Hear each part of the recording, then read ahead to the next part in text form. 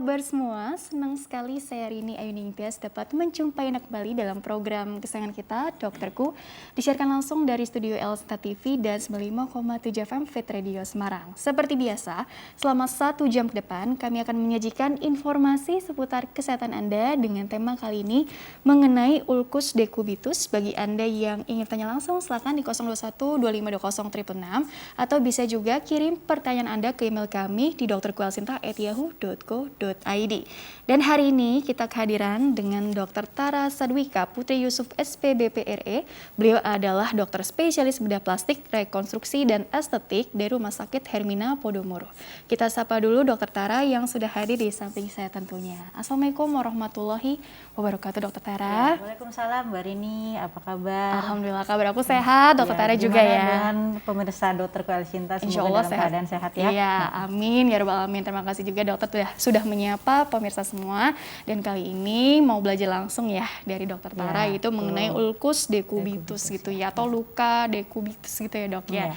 Sebetulnya ini kan sesuatu yang apa sih dari namanya kok unik. Mungkin belum semua orang juga familiar gitu ya dengan istilah ini. Tapi katanya ini katanya lebih sering dialami oleh orang-orang yang memang pasien tirah baring gitu ya dok, yang terlalu lama gitu ya. Apakah benar seperti itu? Jadi yang dimaksud dengan ulkus decubitus gitu ya dok ya. Ini pengertiannya apa sih, kok unik ya decubitus begitu dokter? Terima kasih ya Mbak Rini atas kesempatannya. Baik pemirsa, jadi kenapa kita ambil topik kali ini tentang decubitus? Karena ini adalah bidang dari bedah plastik rekonstruksi sendiri ya. Jadi salah satunya adalah menangani luka. Nah, kenapa pilih luka decubitus? Karena ternyata banyak sekali pasien-pasien di rumah sakit besar ya, rumah sakit Hermina juga sering mendapatkan konsultasi mengenai ulkus decubitus ini. Jadi kenapa sih decubitus itu terjadi gitu ya? Decubitus itu berasal dari kata Latin sebenarnya, decumbre. Ya. Decumbre yang artinya lie down, bahasa Inggrisnya ya. Lie down kita tahu artinya ya tirah baring. Ya, lie down ya. Berdasarkan definisi saja udah kita tahu bahwa itu luka akibat tirah baring. Ya. Jadi definisi lengkapnya adalah itu terjadi kerusakan jaringan lokal. Ya. Jaringan lokal berarti jaringan kulit sekitar yang biasanya berada di tulang yang menonjol. Jadi kita lihat sendiri ya, bagian tulang yang menonjol kita lihat di tubuh kita. Nah itu adalah risiko bisa terkena luka ulkus decubitus bila terjadi tekanan yang lama. Tekanan yang lama ya dok. Jadi akibat tekanan yang lama timbullah ulkus decubitus itu ya. Tekanan yang lama yang tidak terlalu berat ya. Tapi lama itu bisa menimbulkan luka dibandingkan luka yang tekanan yang besar tapi dalam waktu yang singkat gitu ya. Jadi itu karena tirah baring lama. Yang beberapa risikonya adalah disebabkan karena tadi tekanan, ada yang namanya pergeseran, ada juga karena gesekan ataupun yang kelembaban yang berlebihan pada area tersebut. Tekanan, pergeseran, ya, dan juga kelembaban yang berlebihan pada area tersebut sehingga pembuluh darah kecil-kecil tuh yang ada di kulit, nah dia itu akan terjepit terus. Pembuluh darah kecil ya? Ya, akan terjepit terus, lama-kelamaan dia tidak bisa memberikan nutrisi kepada kulit tersebut. Sehingga terjadilah yang namanya bahasa medisnya hipoksia atau kekurangan suplai cair pembuluh darah ke area situs. Kadar oksigennya kadar oksigennya jadi sangat menurun sehingga terjadilah luka. Gitu. Ini ada gambar mekanisme terjadinya luka ulkus decubitus ini adalah mekanisme terjadinya ulkus decubitus yang tadi saya terangkan ya, bahwa ada karena shear ya atau gesekan, friksi ya, geseran-geseran, dan juga itu tirah baring pasien yang lama dengan posisi terlentang. Dan juga kelembapan yang udah pasti lembab ya daerah sana ya Mbak ya. Kalau misalnya kita nggak mobilisasi atau kita pasien itu berdiri ya dia pasti akan lembab, apalagi suhu kita juga udah lembab, suhu ruangannya ditambah panas. Jadi ini proses yang panjang ya sebetulnya untuk sampai terjadi luka ulkus decubitus ini. Gitu jadi luka ulkus decubitus itu tidak terjadi 1-2 hari ya. Jadi harus proses. Seperti itu, makanya luka ulkus decubitus itu termasuk luka kronik dok. Luka kronik, artinya sebetulnya bisa dicegah ya dok ya? Sebenarnya bisa dicegah. Dengan cara apa? Ya itu mencegah terjadinya tekanan, yaitu dengan mobilisasi. Mobilisasi gitu ya. Namun kan sayang sekali ya, kadang kan ya namanya pasien tirah baring kan mana kepikiran sih gitu ya, atau memang bisa diedukasi sejak awal dok, artinya kan tergantung juga dilihat dari faktor pasiennya juga kali ya dok ya. Mungkin kan ada yang pasien yang sepenuhnya bergantung pada caregiver, ada yang masih mandiri, jadi dikasih tahu nih sejak awal nih resikonya kalau mungkin statis kondisinya, nggak yang mungkin geser kanan, geser kiri, itu ternyata bisa menimbulkan resiko ini loh gitu ya. Jadi sebetulnya apa sih yang ingin tekankan juga dok, kita mencegah sesuatu yang jauh lebih buruk tentunya ya dok ya. Nah mencegah, benar Mbak Rini, jadi mencegah itu lebih baik daripada mengobati. Nah ini sebenarnya kasus luka alkus dekubitus ini sering terabaikan. Ya para pasien-pasien datang aware ya dok dia terlentang gitu, ternyata pada saat perawatnya mandiin kok ada luka, tapi lukanya udah sampai bolong gitu ya. Jadi cara mencegahnya adalah tadi kita harus sabar, ikhlas, ini para caregiver dan para keluarga pasien ya, untuk menolong pasien untuk miring kanan, miring kiri, ya miring kanan 2 jam, miring kiri 2 jam, posisi terlentangnya cuma boleh 5 menit, ya kita boleh mendapatkan tekanan selama 5 menit, abis itu kita miring lagi, dimiringkan ke kiri dan ke kanan, bisa dengan ganjal bantal. Biasanya kan pasien-pasien luka ulkus dekubitus itu kan adalah pasien either lansia atau enggak yang sangat newborn ya. Jadi kalau yang lansia ya kadang suka disertai sesak, apalagi mereka adalah malnutrisi ya, nutrisinya gizi kurang, sehingga ya itu kita harus memberikan ekstra perhatian gitu, karena luka itu tadinya tidak menyebabkan sesuatu tapi bisa menyebabkan kondisi yang lebih buruk terhadap pasiennya itu bahkan sendiri. Tadi sampai kondisi yang bolong gitu ya lukanya. Ada gradingnya. Ada grade-nya. Jadi ringan, sedang, beratnya juga ada gitu ya dok ya. Berarti sebetulnya gini, apakah setiap pasien yang tirah baring gitu ya terlalu lama tadi ya dok ya beresiko untuk mengalami ulkus dekubitus ini, atau tergantung sekali lagi tadi usia, kalau geriatri dengan mungkin profil ada komorbid gitu ya dok ya. Jadi tentunya ada faktor apa di sini, faktor resiko atau apa sebutnya dok? Ngomongin faktor resiko itu, luka itu sebenarnya ada 2 ya, selalu dasarnya adalah luka karena intrinsik ataupun yang ekstrinsik. Nah, kalau yang ngomongin ekstrinsik berarti dari luar. Nah, dari luar itu seperti tadi ya Mbak Rini, tekanan yang terlalu lama, geseran dan juga kelembapan yang berlebihan. Nah, sedangkan faktor yang intrinsik itu adalah dari dalam tubuh. Berarti kita ngomongin non-modifiable factor, misalnya usia, terus kemudian dia adalah terkena ada infeksi, ya, kemudian ada tirah baring lama karena stroke, terus ditambah lagi komorbid tadi benar seperti hipertensi, ya, gangguan vaskular ataupun diabetes ya, apalagi ya itu kalau udah diabetes, wah udah pusing deh, karena lama penyembuhannya ya, dan kadang banyak sekali faktor-faktor yang kita nggak bisa atasi gitu ya, itu datang terus ya, karena ya itu gangguan dari sirkulasi darah yang memang sudah nggak baik ya kalau pada pasien diabetes. Terus kemudian tadi imobilisasi ya, dan juga pada pasien-pasien trauma, biasanya trauma-trauma cerdas servikal ya, tulang punggung seperti itu, ataupun kecelakaan ya, dia kan tirah baring, kadang nggak mau gerak kanan kiri, patah tulang, akhirnya ya ada luka mungkin juga. Ya agak sulit juga ya dok ya bergerak, mungkin nyeri gitu. sakit gitu ya dok ya. Jadi ada area tersering yang mengalami luka ulkus dekubitus ya dok ya. Betul, nah ini adalah area-area yang paling sering ya, tadi yang seperti saya sampaikan Mbak Rini, mengenai tonjolan yang tulang yang prominent ya, yang terlihat, misalnya ya kepala, tulang belakang, terus habis itu tulang belakang, ya siku, terus yang biasanya paling sering adalah ya ini ya, daerah bokong ya, daerah bokong daerah bokong, tekanannya kemudian, ini tadi ya dok kemudian daerah tumit ya, seperti itu. Gitu. Ada pengaruhnya dengan ini nggak sih dok, alasnya juga gitu jadi faktor? Iya, alasnya yang kalau di rumah sakit kan ya kasur tidurnya ini ya, tapi kalau di rumah kan ya. rumah kan belum tentu juga memadai gitu. Nah ini terkadang juga sering dilupakan juga gitu ya dok ya. Makanya ada yang namanya bed anti dekubitus tuh.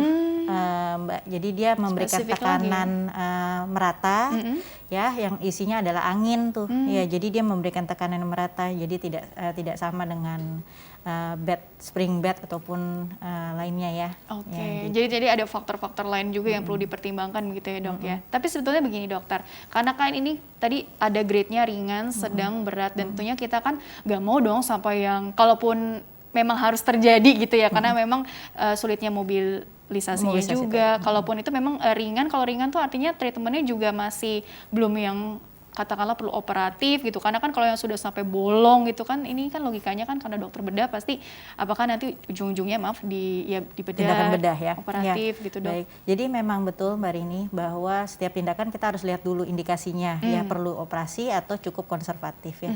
Jadi mungkin nanti bisa dilihat di gambarnya ada grading ya. Iya.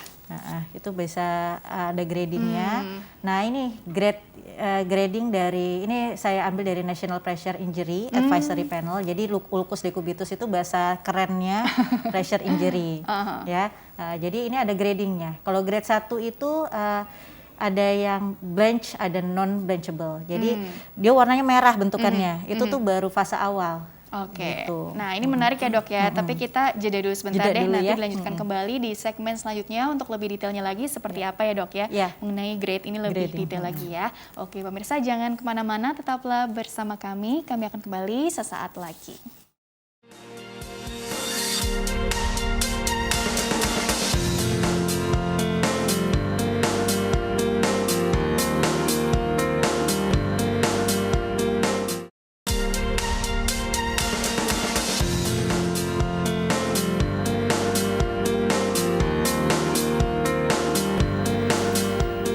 Ya pemirsa, terima kasih Anda masih bersama kami di program Dokterku, masih membahas mengenai ulkus decubitus bersama dengan Dr. Tara Sadwika Putri Yusuf, SPBP RE, dokter spesialis bedah plastik, rekonstruksi, dan estetik di Rumah Sakit Hermina Podomoro. Dan Dr. Tara dilanjutkan kembali, nah ini mungkin bisa dilanjutkan lagi slide-nya ya dok ya. Baik. Jadi ada grade-grade-nya dari yang paling ringan. Jadi gradingnya itu dari yang paling ringan, jadi dari National Pressure Injury itu dia membaginya sebenarnya menjadi 6 ya. Nah, tapi kita bahas yang sering aja. Nah, ini grade 1 adalah yang biasanya baru 2 minggu tirah baring lama atau seminggu ya. Jadi dia terjadi yang namanya kita lihat tuh bentukannya kemerahan, tapi belum ada luka yang nyata ya. Jadi kalau misalnya kita lihat grade 1 itu bila kita tekan dia bisa kembali lagi warnanya, atau kita tekan menetap seperti itu. Tekan dengan apa nih maksudnya? Ditekan bisa dengan jari, bisa dengan alat ya. Jadi kalau misalnya kembali ke seperti semula, berarti itu sudah terjadi yang namanya luka ya, inflamasi di dalamnya ya. Inflamasi. Nah, itu kita sebutnya grade 1 inflamasi, itu luka ya. Peradangan, peradangan tapi ya. Iya lumayan juga warnanya dok, merah-merah. Warnanya udah merah. Nah, ini sebenarnya udah Seperti perlu hidung hati-hati Rudolf. ya, karena dari proses grade 1 itu ke grade selanjutnya itu cepat sekali. Nah, jadi udah harus edukasi ketat ke keluarga pasien, caregiver, bahwa harus yang namanya mobilisasi ya. Dan bila underlying penyakitnya ya, penyakit utamanya mendasarinya ya bisa ditangani, ya harus ditangani gitu ya, karena untuk mencegah imobilisasi terlalu lama. Jadi seperti pasien kanker juga kan itu baring sering lama tuh yang biasanya terabaring lama itu pasien lansia yang memang udah lansia aja gitu ya, geriatri, ataupun pasien-pasien stroke ya, cedera tulang belakang ya, seperti itu. Karena memang tadi mobilitasnya juga terganggu. Mobilitasnya udah terbatas gitu ya. Terus kemudian selanjutnya itu di grade 2, kita masuk ke grade 2 sebelumnya ya. Sebelumnya dulu yang grade 2. Di grade 2 itu adalah dia sudah mulai timbul luka ya Mbak Rini. Jadi tuh kita lihat ya, dari lapisan kulit paling atas, yang lapisan kulit keduanya, nah itu mulai kebuka. Nah, itu biasanya kayak kita luka gores aja ya, luka gores atau luka kegesek gitu ya. Nah, itu sehingga timbullah seperti itu. Ya. Nah, ini kalau seperti ini sebenarnya masih bisa untuk tindakan konservatif dengan pemilihan modern dressing yang baik. Yang penting kelembapan cukup ya, harus bersih, bebas infeksi gitu. Maksudnya ya. diperban atau diperban, apa gitu? Ya, diperban ataupun ditutup dengan modern dressing yang ada. Ya, disesuaikan dengan lukanya seperti apa ya. kalau kita langsung Kan ada yang langsung. luka kering apa luka basah gitu, Nah, orang awam iya, kan gitu ya dok ya, Nah, kalau luka dilihat-lihat. kering ya kita harus lembabkan. Kalau luka basah ya kita harus buat supaya tidak basah tapi cukup lembab gitu. Biasanya kalau luka kering kan ya apa gatal gitu ya dok ya. Iya, Intinya kalau apa ya pasiennya aware terus juga ada keluhan gitu ya dok ya. Tentunya kan caregiver gitu jadi ya. lebih telaten nih, ada Telaten. apa nih, mungkin pasiennya kan agak sulit juga, berat misalnya atau apa, jadi kan digesernya pun juga Digesernya agak sulit gitu ya ya. dok Biasanya ya. kita ganjel bantal tuh Mbak Rini gitu. Nah, kemudian untuk grade 3-nya, Coba. nah ini grade lukanya 3-nya. lebih dalam lagi. Nah, ya kita lihat di sini. Yang tadinya masih di level 2 kulit nih ya Mbak Rini. Tapi kalau udah level 3, dia itu sampai level lemak gitu ya. Jadi cukup dalam. Makin dalam Makin ya, dalam. lapisan lemak ini ya. Ya, kadang nah itu yang seperti ini nih biasanya kalau penampilan aslinya udah kayak seperti tengah-tengah mau bolong gitu Oh, ya, mau ya bolong Allah. sampai tulang gitu ya. Nah, ini biasanya yang datang pasien-pasien kita ini adalah di grade ini. Ya, grade 3. Jadi memang udah nggak tahu ada luka karena posisinya terlentang terus ya. Ini berarti di rumah nih ya istilahnya, di rumah, tentang terlalu lama di rumah. Ya, terus habis itu waktu dilihat saat masuk rumah sakit udah seperti itu gitu. Nah, yang lebih parahnya adalah grade 4 ini ya. Grade 4 ini kita lihat tuh udah sampai tulang. Ya, jadi Tadi lemak yang ini udah masuk ke udah tulang. masuk lagi ke otot dan tulang. Ya, jadi Jaringan otot juga. jadi nanti lukanya jadi malah makin membesar ya. Dia bentuknya kerucut Meluas biasanya. gitu, Dok? Meluas tampilannya ya. Jadi tampilannya di sini cuman kecil tapi sebenarnya ternyata dia melebar Jadi di bawahnya. kan ini lokal tapi sebetulnya Lokal, dok ya, kerusakannya Iya, lokal, tapi meluas, melebar Jadi gitu. meluas di dalamnya karena gitu, meluas di dalamnya. Nah, sehingga kayak seperti yang paling kanan cedera jaringan dalam. Nah, tampilannya yang sering tuh itu yang tadi Mbak Rini bilang agak kehitaman ya. Ada hitam, terus habis itu ada kuning-kuningnya. Ya, nah itu biasanya tuh lebih dalam lagi lukanya. Itu lebih ya udah lebih parah lah ya, Dan karena ini itu kan kan grade-nya nggak juga diketahui paling- karena hitam aja tampilan di luar. tapi ya namanya hitam berarti itu udah busuk ya. Udah ya seperti itu. Logikanya gitu. seperti itu ya. Nah ini nanti coba ada slide berikutnya lagi. Ini Sudah? pengaruhnya ini langsung ke treatment ya dok ya. Tadi kalau yang di awal kan grade 2 tadi pakai modern dressing, Modern gitu ya dressing, dok ya. cukup. Tapi kalau yang awal-awal nih yang masih grade 1 gitu, intinya kita mau supaya dia nggak Tidak naik naik grade grade. nya gitu ya dok ya. Berarti treatmentnya juga apa? Kalau masih awal sekali, apakah cukup digerak-gerakin aja sehingga aliran darahnya katakan logikanya jadi jauh lebih Jadi lancar baik. lagi atau bagaimana? Jadi ada berbagai macam ya. Bisa karena dari ini lokalnya sendiri berarti kita bisa memberikan emollient ya, moisturizer ya, pelembab gitu ya, Dok, pelembab ya.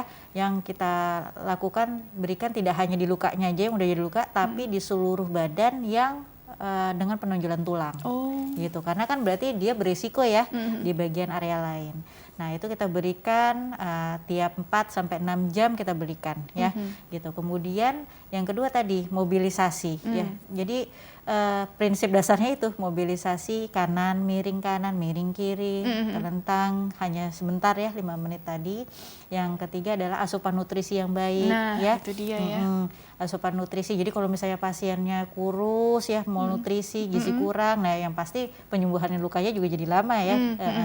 Jadi sehingga protein ya, albumin ya itu harus diberikan. Biasanya putih telur tuh sampai 4 kali sehari diminum ya, kapsul albumin ya. Terus memang ada pasien-pasien yang tidak bareng lama tuh cenderung juga ada yang namanya albumin yang kurang, hipoalbumin. Bisa sampai transfusi albumin seperti itu. Ya, jadi selain nutrisi tadi ya, gangguan vaskular misalnya tadi diabetes ya. Pas ada pasien-pasien diabetes, dia kan biasanya memang sudah ada gangguan sirkulasi ya, pembuluh darah yang sangat-sangat kecil tuh yang ada di ujung-ujung kulit. Nah, sehingga caranya adalah dia harus kontrol ya, mengkontrol kadar gula darahnya. Karena kan diabetes itu tidak bisa sembuh total tapi bisa terkontrol. Terkendali ya, dengan baik atau tidak gitu ya. Ya gitu. Nah, terus hipertensi juga ataupun gangguan pembuluh darah lainnya gitu. Jadi pendekatannya luas ya dok ya. Luas, Tadi kalau untuk di kulitnya langsung dikasih pelembab, jangan sampai kering, suhu ruangan juga diperhatikan dong gitu. Dia terhidrasi dengan baik Terhidrasi nggak dengan sih baik. kulitnya ataupun pasiennya juga, minumnya juga seperti apa, kemudian juga tadi mobilisasinya seperti apa, kemudian juga tadi naik lagi grade-nya, terus juga nutrisinya juga jangan lupa juga naik gitu grade-nya ya, Dok, ya. Berarti kalau udah ada yang basah ya berarti kita harus pastikan supaya basah itu bisa cukup lembab sehingga proses penyembuhan lukanya dari tepi berlangsung. Oke. Gitu. Kalau misalnya sudah dirawat sedemikian rupa ya Dok ya, tapi ternyata kok malah jadi makin luas ya Dok ya. Bukannya lebih baik malah jadi jauh lebih buruk. Ini berarti yang salah ini di treatment atau penanganannya yang mungkin kurang tepat atau memang ya sekali lagi ya penyakitnya juga gitu ya Dok ya. Jadi bagaimana supaya nanti tidak datang terlambat gitu Dok gitu, karena tadi kan kebanyakan pasien datang di grade 3, grade 4 walaupun memang solusinya kan ada bedah plastik rekonstruksi estetik, tapi kan ya kita kalau bisa kan mengurangi beban si pasien dan keluarga juga gitu Dok. Mbak Rini, mungkin yang harus ditekankan kepada pemirsa di rumah ya bahwa kalau misalnya punya keluarga kerabat ya dengan tirah baring lama ya itu pastikan bahwa dari awal itu jangan tirah baring terus-terusan ya gitu, karena mereka itu lama-lama juga kalau kita posisi tidur terus kan kaku ya gitu. Nah jadi harus lakukan mobilisasi dini. Jadi jangan cuman terentang saja, miringkan pasiennya ya. Kalau misalnya dia masih bisa berdiri, diajak berdiri jalan. Memungkinkan untuk jalan gitu untuk ya jalan, Dok ya? dipapah gitu, dibantu, nah itu bisa. Nah terus pandai-pandai pada saat kita mandiin ya, mandiin pasiennya kan kita kan nggak cuman bagian depan ya, bagian belakang juga kita lihat. Nah itu sering-sering lihat. Biasa kan pada area bokong tadi yang saya bilang, area tumit tuh yang di bawah tuh sering-sering ada, sama area ini hips ya, yang daerah sisi yang tonjol, panggul, ya itu sering terjadi. Maka berilah oles terus, oles minyak kelapa ya gitu, ataupun vaselin, pokoknya moisturizer ya untuk daerah-daerah tersebut, dan itu 4 kali sehari dilakukan. Nah caranya itu mencegah dengan seperti itu dikasih bantalan atau mungkin tadi alasnya, pemilihan tipsnya juga bagaimana Dokter? Bisa dengan pemberian decubitus bed ya, kalau misalnya memang udah pasti nih kata dokter dari penyakit dalam mungkin atau ya bilang bahwa ini stroke ya, atau dari saraf bilangnya stroke lama, jadi tirah baringnya pasti lama karena nggak bisa melakukan aktivitas sehari-hari ya, jadi ya sediakanlah decubital bed ya, ataupun bisa dengan sarung tangan diisi air ya, terus ditaruh dibantalin gitu, dibantalkan sebagai bantal ya, ataupun isi angin itu dibantalkan. Jadi intinya supaya malah ada bantal khusus gitu. Seperti itu. Intinya sih ada ya tips perawatannya ini ya yang perlu dijalankan dengan detail dan sabar tadi ya Dok ya. Jadi ininya sabar. Terus jika memang sudah ada luka yang makin lama makin membesar ya datanglah berobat, datanglah kontrol gitu ya, untuk dilihat, jangan menunda karena semakin ya kan kita tahu ya compliance beda-beda ya, pasien, tiap pasien beda-beda. Kalau yang patuh beneran dia akan berkurang itu lukanya. Resikonya. Tapi kalau misalnya dia nggak patuh ya, masih tirah baringnya terus-terusan lama gitu ya, itu resiko meluasnya, lukanya jadi dalam itu udah tinggi resikonya. Apa ada ini Dok, solusi seperti exercise di atas kasur gitu, misalnya kakinya kayak digerakin naik turun sebisa mungkin supaya intinya kan tadi supaya aliran darahnya mengalir ke sana ya. Bagaimana Dok? Nah itu biasanya kita bergabung dengan rehab medis untuk itu ya Dok. Jadi mereka ada latihan strength ya, biasanya joint strength gitu ya, latihan fisik, sendi-sendi dan juga itu untuk kualitas hidup mereka sih ya, jadi biar quality of life-nya quality of life-nya meningkat ya, mendekati dia normalnya seperti apa gitu. Jadi artinya untuk kasus luka dekubitus ini tadi ada penyakit dalam juga, bedah tentunya, tim ya biasanya, tim rehab medik juga gitu, atau bahkan tadi ahli gizi gitu ya. Jadi tergantung dari memang kebutuhan masing-masing pasien ya. Jadi ada target yang ingin dicapai, sebisa mungkin kita menghindari komplikasinya gitu ya. Walaupun memang teknologi udah canggih kan, bedah juga kan intinya bagus hasilnya kan, mendekati juga tadi estetiknya mendekati seperti normalnya dan fungsinya juga kembali lagi sebagai bantalan ya, karena kita duduk kan pakai bokong misalnya ya, jadi harus ada bantalan yang cukup gitu. Tapi yang pasti juga ini di cover oleh Ya, itu BPJS juga di-cover ya, Dok, ya? oleh BPJS karena ini termasuk dalam luka kronik yang bisa ditimbul selama dalam perawatan gitu. Jadi rekonstruksinya bila memang lukanya dalam ya grade 3 grade 4 ya kita bisa lakukan Oh, penutupan gitu intinya karena tidak apa ya, Dok, ya? tidak membebankan ya. Iya. Artinya juga jangan menunda pemeriksaan, Iya. pengobatan, tidak ada alasan untuk mencari ini ya, Dok, ya, pertolongan yang terbaik ya, Dok, ya. Karena ini juga tadi ada bantuan juga dari pemerintah juga gitu ya, Dok, ya. Oke, dokter, kita masuk ke pertanyaan email dulu ya. Siap, Ini ada boleh. 2 pertanyaan yang cukup detail juga. Dokter nanti mohon beri tanggapan satu persatu dengan lebih dalam lagi ya, Dokter Tara ya. Jadi bagi pemirsa yang ingin bertanya via email, silakan kirim saja pertanyaan ke email kami di dokterkualsinta@yahoo.co.id. Format lengkap ada di bawah ini, yaitu nama, usia Anda atau usia pasien yang ditanyakan, serta tempat tinggalnya. Baiklah, ini pertanyaan dari Rina. Nama saya Rina. Namun saya ingin bertanya tentang kerabat saya yang mempunyai diabetes. Usianya sekitar 46 tahun gitu ya. Dia pernah operasi di bagian kakinya karena masalah gula darahnya. Dan sekarang di bekas operasinya itu timbul seperti bisul, dokter. Bagaimana, dokter, saran yang baik buatnya agar mobilisasi juga lebih mudah? Kenapa orang diabetes juga gampang untuk bisulan? Sebaiknya bisulan dipecahkan atau dibiarkan kempes dengan sendirinya, dokter. Tentunya butuh waktu lama ya, dok ya. Karena kondisi bisul sudah penuh darah gitu ya, seperti penuh darah. Terima kasih.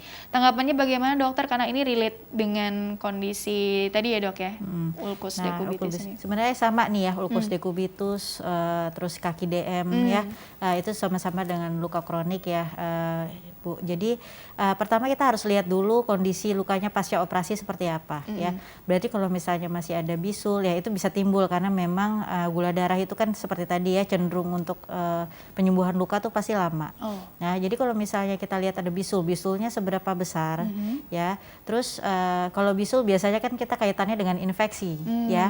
Jadi ada cairan kuning berbau ya, terus ada kemerahan di sekitar lukanya. Jika memang sudah seperti itu, maka terapinya ada 2, medikamentosa dan medikamentosa itu berarti sesuatu yang diminum dan medikamentosa berupa sebuah tindakan yang lokal yang kita kerjakan.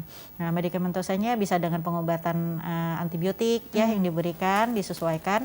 Nah, kemudian untuk tindakan kita sendiri ya, kalau misalnya sudah bisul, bernanah dan juga sampai ada darah seperti itu, pertama bisa kita lakukan kompres ya, kompres dengan air hangat. Bukan dingin ya? Ya, hangat. Itu selama 15 menit ya. Terus kemudian setelahnya jika memang bersedia ya keluarga ini mampu mengerjakan, maka itu bisul nanti dengan medikamentosa sendiri sebenarnya bisa berkurang. Mbak Rini. Jadi antibiotik itu bisa berkurang ya, dia akan bisa kempes sendiri, bisa meletus sendiri lah kalau bahasa antibiotik dari awamnya. Dokter ya, bukan asal beli gitu. Ya, jadi karena antibiotik ini kan harus yang baik ya, yang sesuai ya. Jadi nggak bisa kita asal kasih antibiotik gitu ya. Sekarang banyak seperti itu. Jadi yang antibiotik yang sesuai dengan mikroba yang ada di kulit, terus kemudian habiskan. Nah, biasanya dengan minuman antibiotik itu ataupun lokal kita kasih salep antibiotik itu dia akan meletus sendiri. Nah, tapi kalau lukanya gede ya kita bisa lakukan pembersihan ya. Jadi baiknya sih datang ke dokter ya.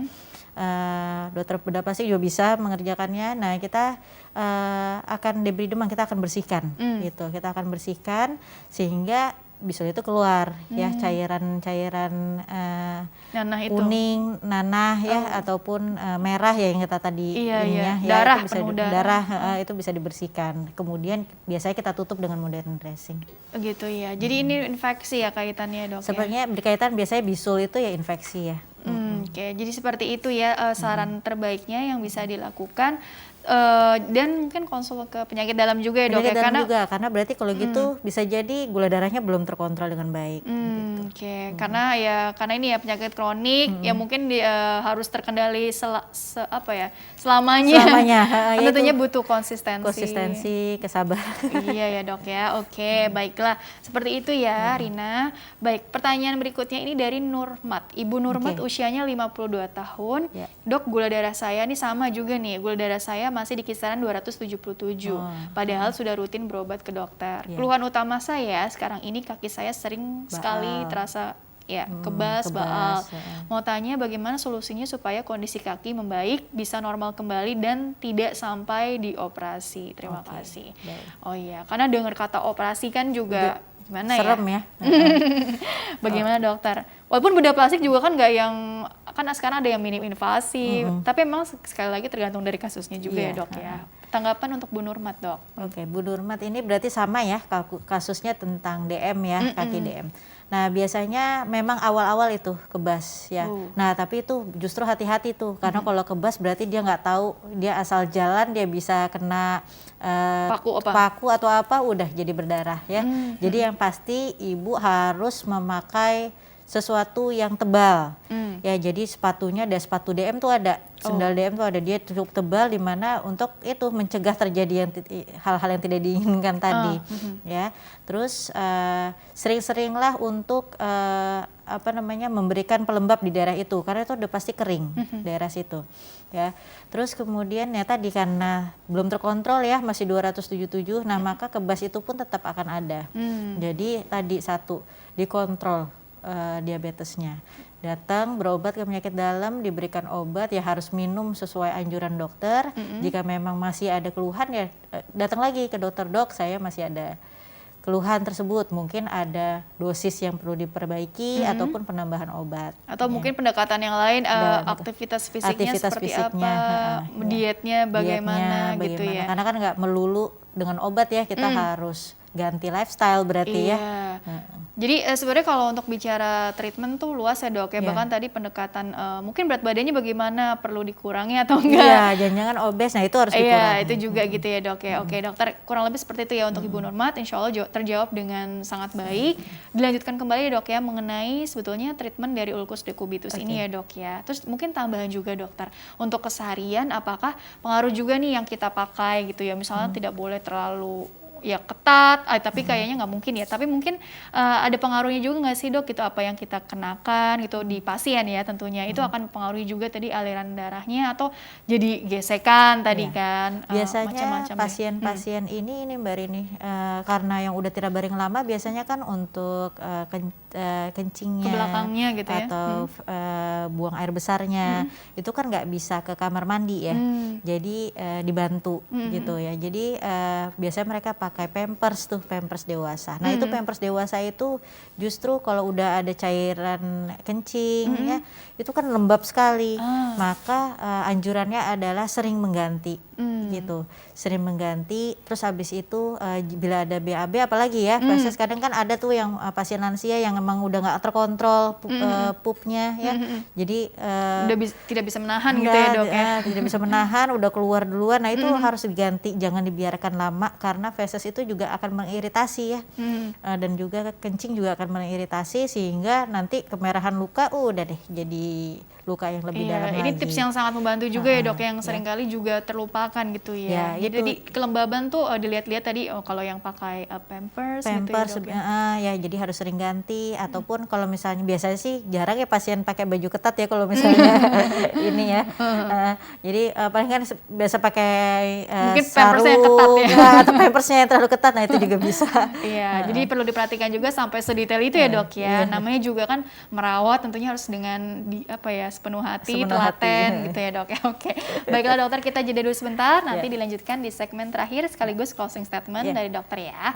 Oke, pemirsa jangan kemana-mana, tetaplah bersama kami akan kembali sesaat lagi.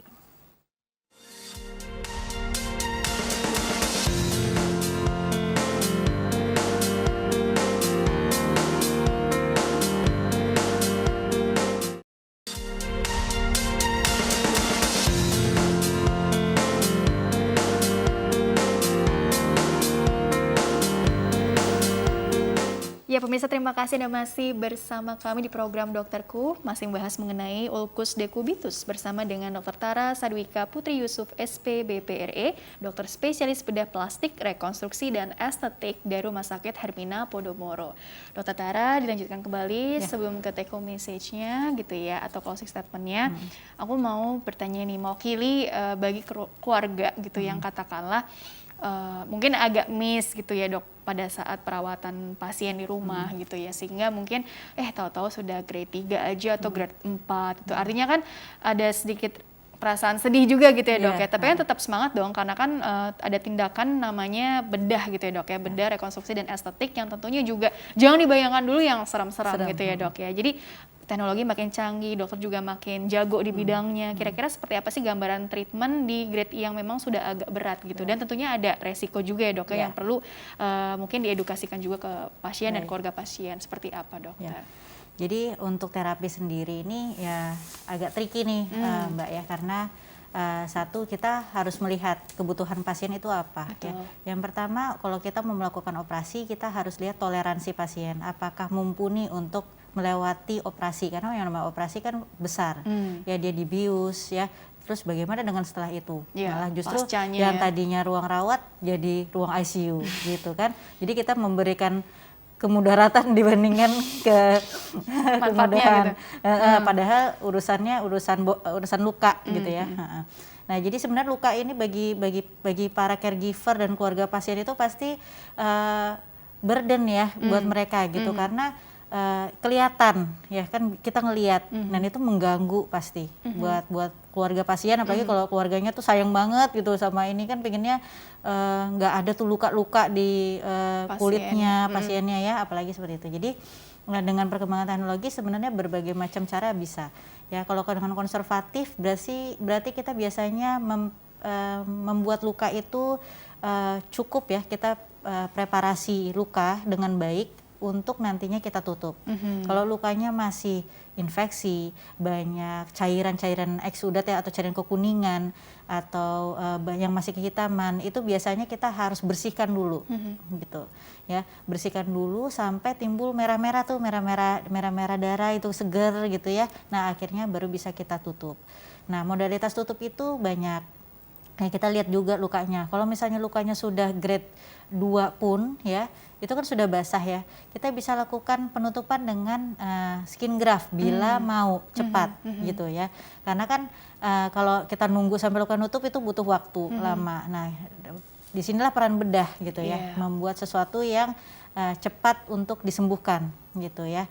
Nah itu bisa mengurangan dengan beban pasien ya, lama rawat juga jadi berkurang. Ya itu bisa dengan skin graft ya, tandur kulit ya, kita ambil kulit dari dirinya sendiri ya, terus kemudian kita tutup di lukanya. Itu untuk grade 2 ya. Tapi kalau untuk grade 3, grade 4 yang dalam, yang sampai lemak, yang sampai tulang ya, itu kan butuh sesuatu bantalan yang cukup padat, yang cukup dalam ya, untuk membuat fungsinya, misalnya bokong nih, fungsinya sebagai bokong itu berjalan dengan baik, yaitu sebagai duduk ya, sebagai bantalan saat kita duduk.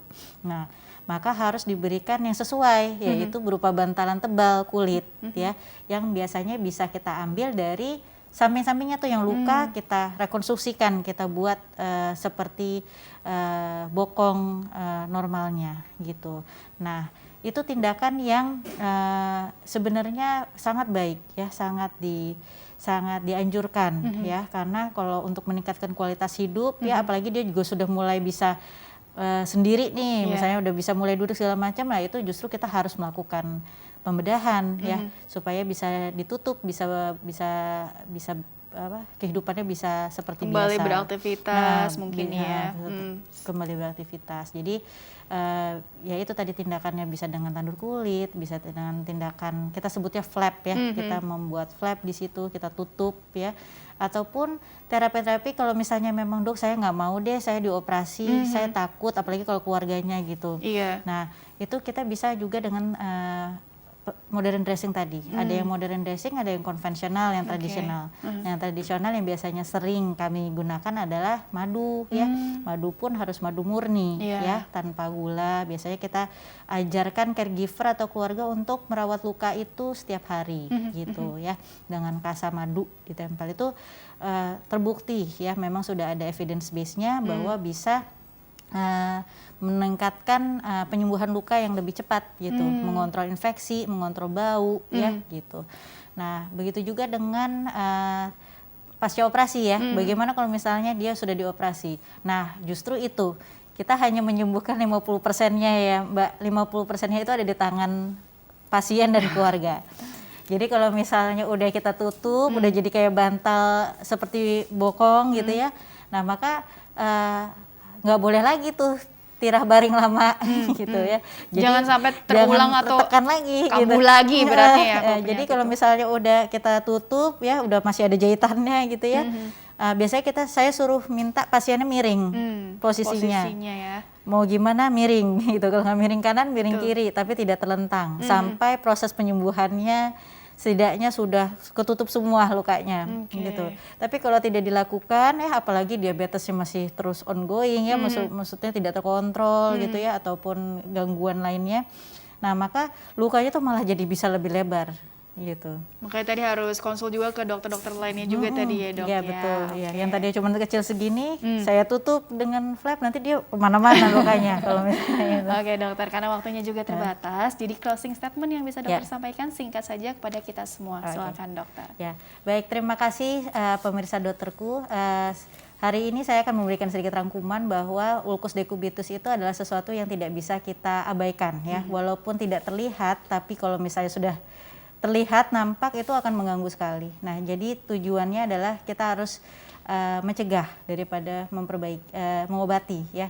Jadi jangan terlalu tidur lama, terlentang lama, mobilisasi miring kanan kiri ya. Pastikan kondisi seluruh kulit dari atas kepala hingga kaki itu kelembabannya cukup, jadi tidak kering ya.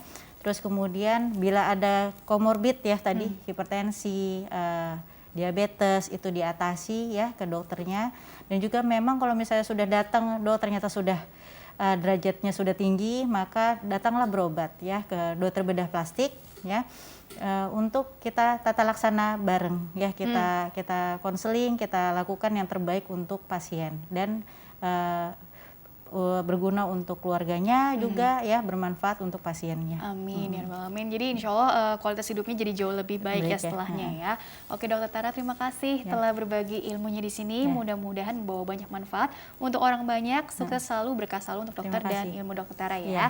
Terima kasih Mbak Rini. Iya. Dan pemirsa, terima kasih juga Anda telah mengikuti program ini. Saya Rini Ayuning Tias beserta seluruh petugas mohon undur diri dari hadapan Anda. Sekian dan sampai jumpa.